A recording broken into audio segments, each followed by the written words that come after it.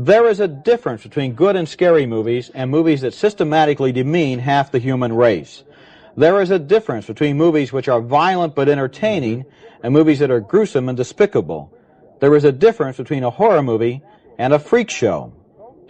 And a good example of that is the fact that both of us gave favorable reviews to a very scary 1978 horror film named Halloween. Now, there must be people asking, how could we praise a movie like that and now say these other movies are so terrible? Well, here's a scene from Halloween. It's got the same basic situation as all the women in danger movies have. There's a woman alone in a big house. She's being chased by a killer. But let's look at it first and then talk about some of the differences.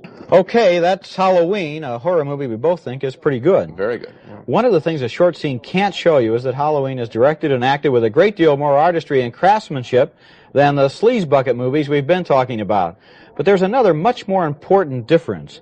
As you watch Halloween, your basic sympathies are always enlisted on the side of the woman, not with the killer. The movie develops its women characters as independent, intelligent, spunky, and interesting people. Halloween does not hate women. Yeah, you know, when I saw that scene, I must admit I wasn't really worrying about the woman as much as I was placing myself in that closet and thinking about that killer, how I would handle it. And I was also appreciating the fact that I think Halloween not only doesn't hate women, but it loves film and filmmaking. That music is just fabulous. The way he starts one theme, then lays another thing on top of it, keeping the other theme.